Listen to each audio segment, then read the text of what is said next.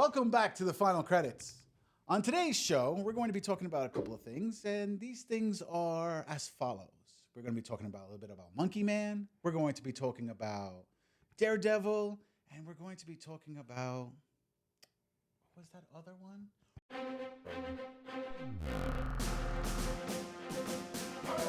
Roadhouse. With us today, we got Joey Pancakes. Hello, hello. Johnny 64. Hey, yo. And yours truly, Mike Spade. So, guys, we're going to go straight into it and talk about Roadhouse. Did we all see the trailer? Roadhouse. Yes, we did. Yeah. Roadhouse. And what do we think? Well, Oh, I he started with the well. Well, I never watched the original, believe it or not. Wow. Okay. So I am in Pancakes' position that he was in with the Last Airbender on our last show. So I'm going to take your advice on this one and maybe watch this first before watching the original Roadhouse. But I don't know what to make about this. I mean, I like Jake Gyllenhaal. I'm sure he'll do a good job. I mean, he's clearly ripped as hell for this movie. So yeah. I mean, it looks like a good retelling of the original, even though I didn't see the original. But Pancakes, what did you think? Because I think that's all the opinions I have on the actual trailer. The trailer actually looks pretty damn good, at least from the first one that the three of us have seen. But the thing that's gonna have the cloud hanging over it is using the name of a classic movie. Yes, remakes is nothing new, but like when we reviewed White Man Can't Jump, that very interesting Hulu piece with no well-known stars, but at least with this one, we have Jake Gyllenhaal, who is a Hollywood heavyweight, and this is not his first fighting movie. Do you remember that boxing movie he did? Southpaw. Yeah. That was Southpaw. Yeah, so I mean, he's got the experience with that type of movie to, I think, do a good job here. But I really do think that he's going to do a good job. The only issue I have with this is the backstage drama that they're having with the whole. I was gonna say, like, I think that's what's interesting to me Yeah. most right now. Yeah, It's like because- how they're putting this movie out. And it's so Amazon Prime says, hey, we're going to put it on Prime. You guys can watch it on Prime. And I believe it was the director who said, no, we should put it to the theaters. And yet, I think all movies should go to the theaters, regardless of whether they're good, they're bad, they have a big box office, or they have a little box office. Because there's an old saying, right? That if you put a movie in a theater, it has the exposure. And then when it comes to streaming or VHS, DVD, depending on what decade and era you're from, it would make you feel like, oh, I got to go buy the DVD. Oh, I got to go buy the VHS. I got to go watch it on streaming. Whatever streamer is playing it, we could do that. So I feel like it's a good thing. This movie is not going to make its money back. Whatever the budget was for this movie, putting it on Amazon Prime will make no money for it. I mean, I think it just shows in the numbers, that studios learned over the course of the pandemic up until now that, they made a mistake, when streaming was really in its booming era during like everybody was home during the pandemic. They would put out movies only for streaming and they would, be baffled as to why they weren't getting the numbers they wanted. But then once they did put them in theaters first, it, like I said, the results showed, the numbers for themselves. And, like look at Disney. They're actually going back to old movies that they had only on streaming on Disney Plus during the pandemic. Like I almost want to say Moana, but like Seeing Red and Peter Pan. Peter Pan. No, Peter Pan. Peter Pan was made exclusively. No, like Okay. their Pixar movies. Okay, like yeah. Seeing Red and Turning Red. Wasn't it Turning Red? Turning Red, I think it was. Yeah. And a couple other ones, Luca, and then there was a third one, I think. But they're putting them all back in theaters, even though they are like a couple of years old, only because they know they are going to make money just in the theater, theater goers alone. So it's like, I do agree with the director here. I think his name is Doug Liman, and so yeah, he went out of his way to make this whole movie, and like making movies is hard work as it is, and just to have Amazon tell you one thing and then kind of pull out the rug from underneath you at the last second, when you know what happens when you only put a movie on streaming, I'd be really pissed off too. I think he knows a thing or two about having a hit movie. He did the Bourne movies. Yes. Also, another thing to point out, you notice at the beginning of the trailer, the legendary MGM Studio banner, which Amazon now owns, and I think everything combined is Amazon MGM. If they were still their own thing, this movie would be in the theaters, especially with that legendary studio doing it. But since it was through uh, since it was through MGM, but it falls on Amazon, so they have final say where the movie goes. Yeah, when Daddy says we're going here, you're going there, right? So, I mean, I understand it. I don't agree with it. I feel like, let's just say for argument's sake, this movie cost $50 million, right? And you took it to the theaters and it made $30 million. That's great. It made $30 million. It wasn't a box office hit, but if it goes straight to streaming, what did you make? You're not getting any of that. Nothing. So you might as well have made something. Yeah. I mean, it's only more money. Right, exactly. It's only more money. Make some money back. I don't know why they don't want to like take that route. I don't know. And it's not even like it's a movie that's like, oh, you know, not a lot of people know this. It's like Roadhouse is a pretty, you know, well-known It's a cult classic movie, yeah. So, yeah, again, I side with the director here that I don't know what Amazon's thinking, but maybe maybe tinfoil hat time that, you know, maybe this is like something that they're colluding with together and Amazon's like, we need to like create some buzz around this movie besides the fact that it's a remake. And you know, let's tell the public that we're planning to do this and you're pissed off and you want to write a whole op-ed about it and, you know, cause a buzz that way. And I think so far it's working if that's true, but you know, it's you say that as a joke, but you know, never know, I man. would not be surprised if Amazon does some shit like that. Showbiz is showbiz. Yeah. Even you know, during the contract writing and everything like that, you gotta, you know, create buzz no matter what. So going back to the film itself, some backstory. Jake Gyllenhaal's character is an ex-UFC fighter, Right. and they actually filmed. I remember watching this pay-per-view and lead up to a fight during an actual ceremony weigh-in. They had Dana White for real, and Jake Gyllenhaal's character squared off with his opponent, who's a former fighter himself. And a certain casting, maybe he's not portraying what he is in real life. The notorious Conor McGregor. Yeah. Oh yeah, he's in this movie. Yeah, because he plays himself. Yeah, Let's be real. And he should. And who looks so because he's such a villain in real life. Who looks so jack, and many within the fighting world are question if that's natural. I don't. You know what? At this point, it's for a movie. I don't think it really matters anymore. We're still waiting for you to come back to fight Connor. It's going on 4 years. Where's that announcement already? But to back off me being a UFC fan for a sec, MMA fighters in movies is nothing new. So he's making the latest leap. Randy Couture in expandable movies. Ronda Rousey was in the third one. She was in the Entourage movie. Rampage Jackson was. Do you remember the 18 movie from 2010? He played Mr. T's role. And there's a few. There was that French guy who was in Captain America: Winter Soldier. George St. Pierre, French Canadian, and he came back for the series on Disney Plus, and the another one I can think of in the Triple X movie, Michael Bisping was in that movie. So MMA fighters making the leap, but Conor McGregor is probably the most famous fighter of them all. So he's essentially playing the troll version that he acts like, and when he's at press conferences, I was cracking up with his scene, but I don't know why. Conor McGregor is a character. He is a character. He's the perfect villain in real life for the villain in the movie. So I want to say troll, but he's more of a leprechaun. But yeah. Anyway, so yeah, listen. He's going to find you and you hurt you for that comment because he's come totally watching us right now. Come to New York. We'll Conor talk. McGregor, we know who's a regular watcher of this channel. Yes, he is. So please don't hurt us.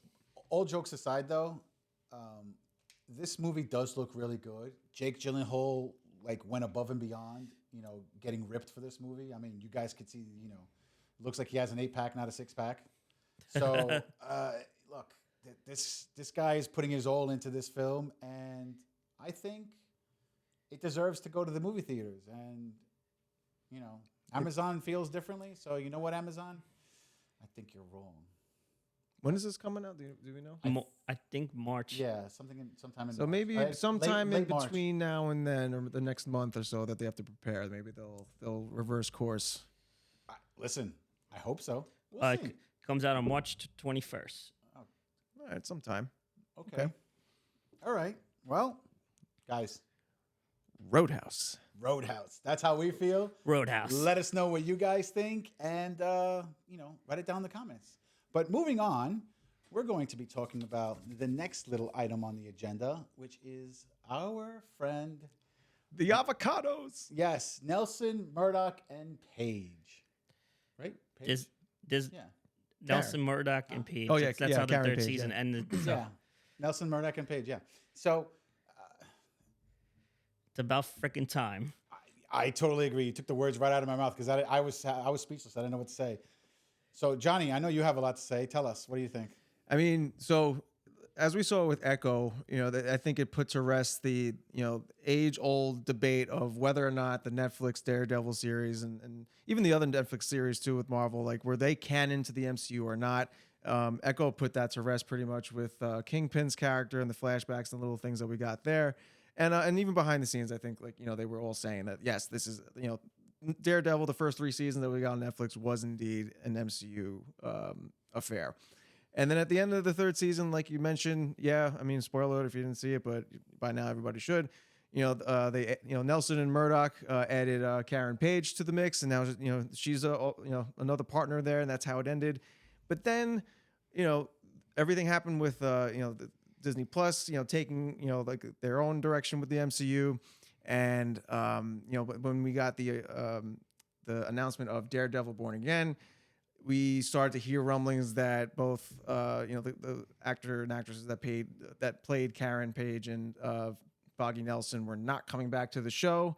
I was not happy, along with the rest of the fandom, pretty much. Yeah. So, up until the point that I think Bob Iger was really starting to, go through his purge of things that went wrong while he was gone. I think this is the first thing that we are seeing the fruits of his labor come out of. So I'm excited. I'm happy that they took the whole show, basically did a reset on it, and we're seeing why, because clearly they had to fit these characters in that they weren't going to be in the first place. And so far so good. I just hope the rest of the show is follows that trend. First, this was rumored and reported, but this is actually confirmed because unseen footage has from behind the scenes. We see Charlie Cox, Deborah and Woll, and Elton Henson walking out of what we could presume is their law firm. This is just setting things right. When Marvel decided to take a hard look at the series, which reportedly it was just going to be a procedural, and Matt Murdock was not going to be in costume supposedly to the 4th episode, and these 2 beloved characters are going to be killed off screen. I'm glad they stepped in, and they're trying to make it more of a show and have a showrunner and not just be a movie chopped into episodes, which was a criticism. And Vincent D'Onofrio is speaking like it's going to be in the same tone as the Netflix show. Even though Marvel themselves hasn't confirmed, but he did post an image as himself as the Punisher. John Burchill coming back as Frank Castle, the actor that played Bullseye in Daredevil season 3. It had that cliffhanger. He was going under in secrecy. So supposedly Wilson Bethel is coming back as well. There's Jessica Jones rumor as well, if I could freaking speak. But they're trying their hardest. I mean, of course, it's hard to capture a magic of a show that ended going on 6 years ago, but the seeds are planted, and if they just tied it and do the tone, I feel like we'll capture some of the magic of the beloved series. But they're doing their damn best just to have, the trio is complete, and this is justice being served, both by the characters on the show. The big reunion we've all been waiting for, basically. Justice being served by the characters themselves on the show, and for the fans of this unbelievable cast and show. I'm ready to go. I know it's production recently resumed. I just saw an interview with Vincent D'Onofrio that he was going back to film his parts, but I freaking cannot wait. Well, I got some bad news, though. ready for this? The bad news is that instead of having 18 episodes, I believe they're going down to 13. That's fine. I mean, as long as it's not like the 6 episode, like, movie chopped up into 6, 45-minute episodes like we've been getting with every other Disney Plus show with Marvel lately. I think as long as it was more than 10, I think it's fine. I'm not worried about that. But my issue is I don't care how many. Truth be told, I personally do not care how many episodes. They can make 1, they can make 5, they can make 23. I don't care. My issue is that the run times for every episode are always different from what we've seen so far with what Disney has been doing. They need consistency. Right. There's no consistency. So what they do is, and it's so annoying, it's like you look at it and it says, oh, it's 25 minutes long. Okay, that seems about right because a normal TV show is about 22 minutes long. The problem with that is that these TV shows are 25 minutes long with 7 minutes of freaking credits. I know their credits are always so long on Disney Plus. Why? Because they're filming a movie. They're not filming a show. That's the issue. That's what they're trying to go back to. Right. That's what when you brought up the whole showrunner thing, that's great. My issue is still the fact that they don't have a set time limit for these episodes. These episodes don't need to be 45 minutes, hour long. Could they be? I would love them to be. As long as the story, is fine and it progresses and it tells something instead of it just being visual, mess. With Echo episode count aside, like we discussed in our recent video, I think the length of those episodes were pretty consistent from what I recall. Yeah, they were around the 35, 40-minute mark or something like that. But still, 7 minutes of credits. That I don't understand. That's what I hope, though, is that they keep their budget in check and they use the budget that they do have to where it matters most, like the writing, the fighting choreography. Like, we have to get like that one of those iconic one take hallway fights. That's coming. That's coming. I mean, it happened with Echo. I was going to say, because Echo had a pretty low budget too, and I mean, obviously we didn't, it wasn't nearly a perfect show, but what they did what they could with it, and it ended up looking okay at least. So they don't need like She-Hulk, that it ended up being like a $200 million thing that might as well have been a movie, and it ended up flopping so hard because it just like what did you do with that money? Nothing. So that's what I'm saying. Like keep your budget in check, keep it under control, know what you're doing with your budget, use it where it counts, and you'll make a good show. And just use the original first 3 seasons of the Netflix Daredevil show as your backbone, as your foundation. And it shouldn't be a hard thing to get right. I totally agree with you. I just hope Disney listens. And the thing is too, like it almost like horrifies me to think about like how bad the original show, like the Born Again show, must have been for Bob Iger to come in and say no, scrap everything. I don't know if it wasn't even Bob Iger. It was Foggy. Yeah. Foggy was Feige. Well, Feige was given the power back. Right. By He got Iger. his power. Yeah. He got his power back. But Feige jumps in and he's like, "Yo, this isn't working out." Yeah, I mean, it is like Daredevil in the MCU. Charlie Cox's Daredevil is like he's become almost like a seal of quality within the MCU. Like you don't fuck him up. You can have like a bad Thor movie. You can have like other like characters have like but you really can't mess up Daredevil, especially after everything that Marvel's been through like the past couple of years. If they were to ruin Daredevil, like after how good he was on Netflix, the fandom would have like just kind of taken a step back after that, because I mean, step back. I think people would riot. They would have lost a lot of. They would have lost a huge chunk of their fan base, because like he really is a beloved character, like with with Marvel fans. At least they've taken the steps with having him appear here and there, starting with the Spider-Man movie, then the guest appearances on She-Hulk, the cameo on Echo, and Vincent D'Onofrio, Kingpin, first appearing on Hawkeye, and then he had a major role on Echo, and that's gonna lead. The seeds have been planted, and they're ready to go. So I'm very hopeful. Echo was a good start, leading in that direction. The fact that they said that part of the part of the Marvel universe with the Netflix show, to use a phrase, sacred timeline, is very key, and it was music to our ears. And just as long as nobody gets any mystic glowy hands that lets them punch extra hard. I don't want to see like I want that. That's another thing too. Like he's also like a symbol of like a grounded street level character in the MCU. Like, please don't juxtaposition him next to anything fantastical. Like, I don't want to see Thor just flying by. You know what I mean? Like, obviously you won't, but you know what I'm talking about? Yeah, I don't want to see anything crazy, But he CGI-ish happening. Right, but he around lives him. in New York. Things like that happen. But here's the other thing.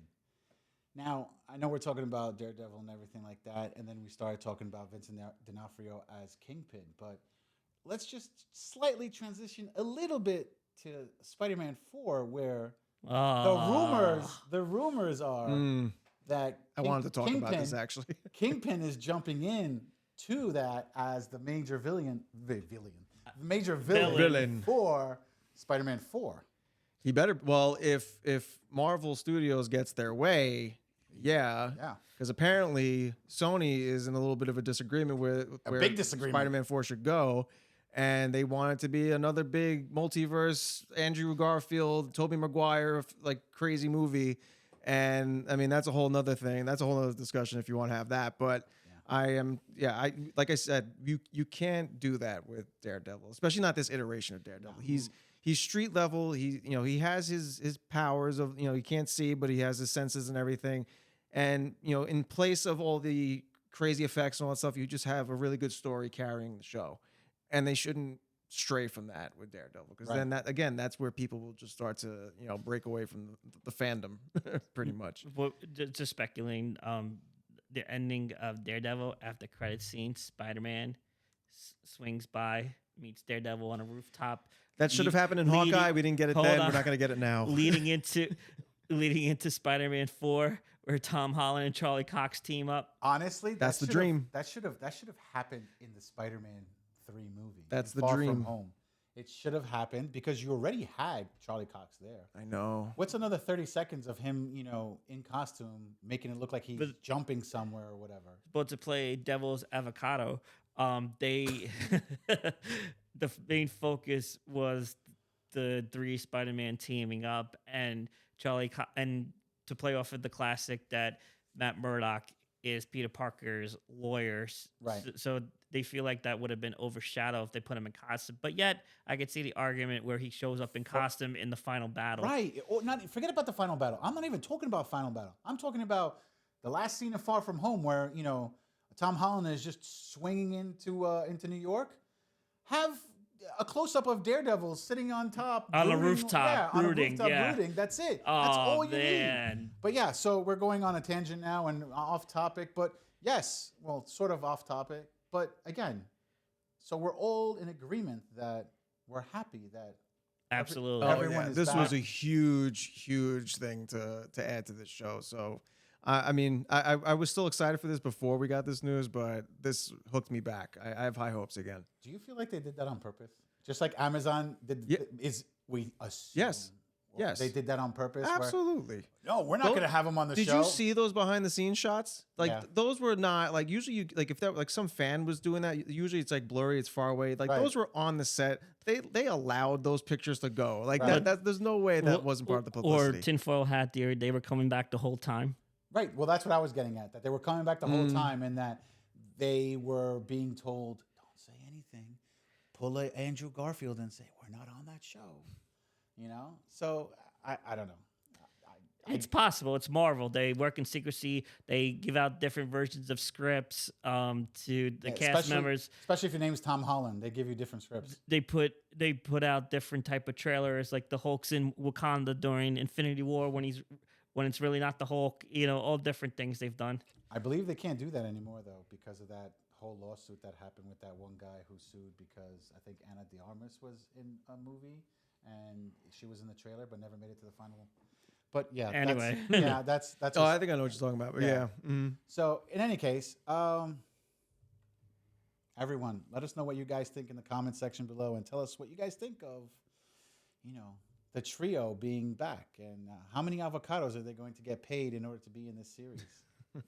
That's pretty much it. So, anyway, moving on, we're going to be talking about Monkey Man. Oh no, that's Hey Arnold Monkey Man. Sorry. We're going to be talking about a little movie that we saw a trailer for. And as we were watching this trailer, I'm looking at it and I'm like, wow, this gives me John Wick vibes. It definitely did. And I literally said, it's John Wick in India.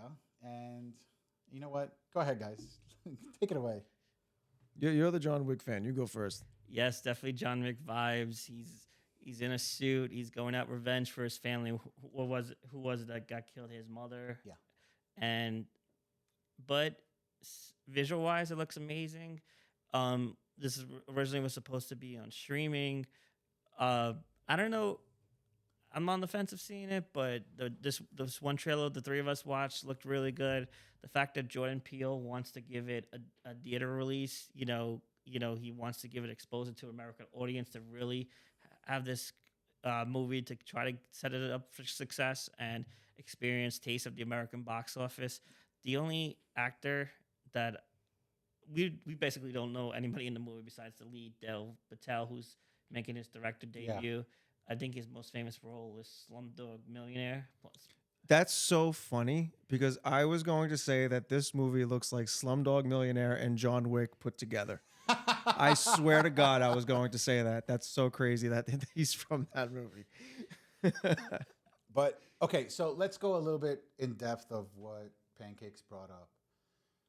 The movie was originally supposed to be a Netflix movie, right? It was supposed to go straight to Netflix, and Jordan Peele somehow found it, saw it, liked it so much, he bought it off of Netflix and said, hey, this movie's so great, I'm buying it off of you, I'm putting in my Monkey Paw Productions.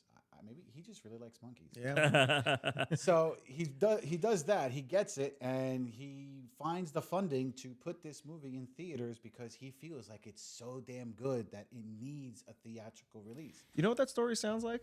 Go ahead. Story Avenue. Ah. Because that was also like an indie movie that wasn't going to be put into theaters or anything like that. But then, what's his name?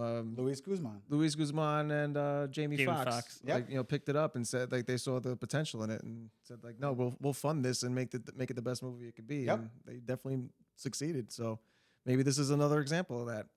Listen, I hope so. Yeah.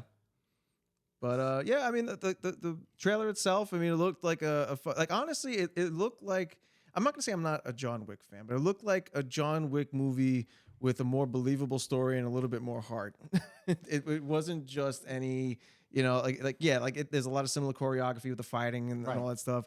I think there's a lot less shooting because I think John Wick really just likes to shoot up his enemies and stuff. But there's more like John Wick is like in the Matrix. He knows gun fu. Yeah, yeah, right. As opposed to in this movie where there's a lot of knives and swords and there's some guns, I believe. Yeah, there were some. There was some, but I feel like compared to John Wick, it was like definitely more like physical and like a lot more sword play, knife play, and all that stuff. But actually, to be honest with you, I would rather watch a movie with sword play, knife play, fighting, actual stuff like that. Yeah. As opposed to shooting. Shooting is fine and dandy for long distance stuff, but when you want that hand to hand combat. Well, it makes we get that in John Wick.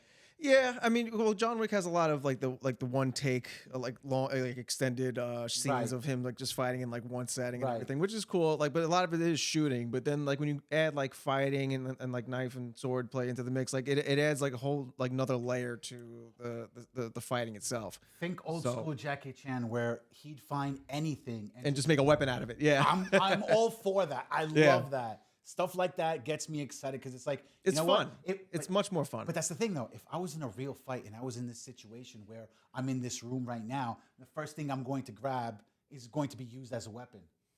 And movies don't do that anymore. Like old school Jackie Chan movies did that, and it was great. What would you use against pancakes first? Frying pan. Frying pan for the pancakes. I'm sure, but since it's coming out of Asia and I'm sure it'll be Jackie Chan influenced. Didn't the choreographer? Yeah, the choreographer is part of the Jackie Chan crew. Yeah, he worked with Jackie Chan himself. Yeah. So I feel like maybe that will have this that help the movie stand out with how we're gonna with the visual and the fight scenes. So the one trailer, it has potential. I'm surprised it's not coming out in the summer, or will it get smoked at the box office? Oh, it'll definitely get smoked. So maybe April. So the first weekend in April is probably the best spot for it. Why not? Yeah, it's not like it's a Christmas movie that has to come out during Christmas, Yeah, you got a point. Mm-hmm. No, but it looks solid. Like I'll definitely give this a watch. So, yeah. So yeah, So if this could get a movie release, how come we can't say the same thing for the Roadhouse remake? You know. Well, because you didn't have somebody like Jordan Peele say, "Hey, I'm going to buy it all for you, and I'm going to put it out." Very true. Very true. And Jordan Peele is like, "I'm going to make money off of this because if this movie is a hit at the theaters, I get my percentage points, and guess what? I made X amount of money Yes, as sir. opposed to doing nothing." Yes, sir. Monkey So- House. Yeah, Monkey Paw. This company's Monkey Paw. This movie is Monkey Man. Let us know down low in the comment section and tell What us. your favorite monkey is? Yeah, I would love to know what your favorite monkey is. Pancakes loves baboons. So freaking random, but I'm a fan of the orangutan myself. Nice. I would say more gorillas, but okay. Overcompensating. But yeah, so let us know down low. Other than that, guys, that's pretty much it. Do we have anything else to talk about? No. That's it. So, everyone, just wanted to say thank you. And don't forget to like, comment, subscribe. And with that's pretty much it. Guys, we're out. Roll credits.